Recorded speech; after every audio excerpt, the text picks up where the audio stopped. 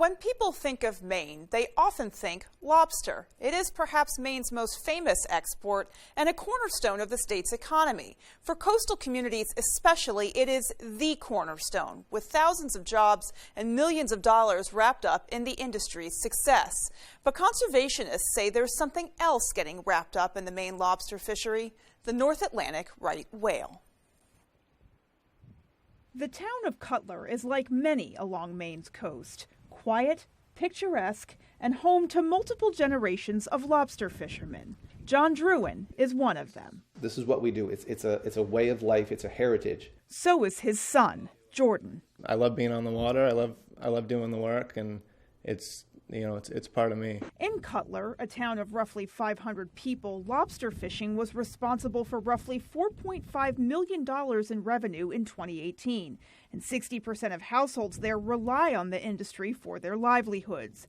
Druin says it's an accurate snapshot of the economic reality for many coastal communities.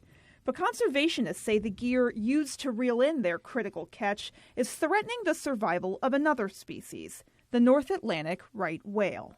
We're killing off right whales faster than they can reproduce. Whales can become entangled in the gear, specifically the rope it is attached to, causing injuries or even death. A 2020 report from the National Oceanic and Atmospheric Administration, or NOAA, estimated the current right whale population at just 428. They don't die of old age anymore because we're killing them through both entanglements in commercial fishing gear and ship strikes, and that just absolutely needs to change. Because of a federal court ruling stemming from a lawsuit involving the Center for Biological Diversity and other groups, changes are on the horizon.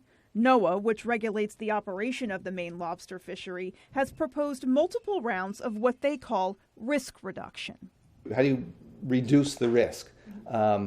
You take either traps or ropes, or you remove part of the fishery from the water. They start with a 60% risk reduction that could hit as early as next fall. NOAA's plan, also called the draft biological opinion, then calls for another cut 5 years later, and in the course of a decade, a 98% total risk reduction for the lobster fishery.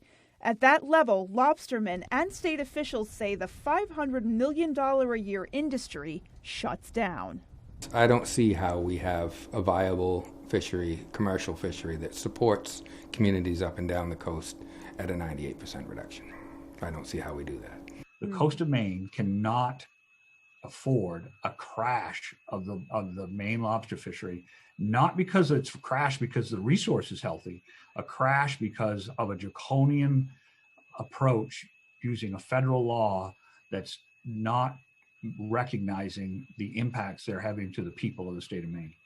NOAA declined our request for an interview, but offered information. Both the agency and Monsell contend that the consequences of the cuts are less serious. I certainly hear those concerns, but none of the measures that are on the table right now will require the fishery to shut down. In addition to those risk reductions, the proposed rule from NOAA also mandates a yearly seasonal closure of part of the lobster fishery in the mid-coast region, adding another layer of challenges and potential loss. What's on the table right now is the agency's effort to balance the interests of the fishery with the interests of the right whale. And, from my perspective, doesn't go far enough to protecting the whale. We've always done our part to protect the right whales.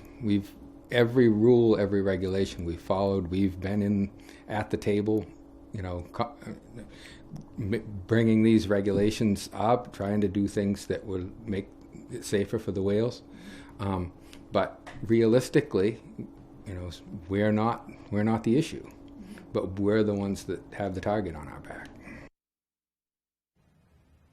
Well, in part two, we take a deep dive into the data surrounding whale entanglements and deaths, who bears responsibility for those numbers, as well as other threats to the right whale's survival.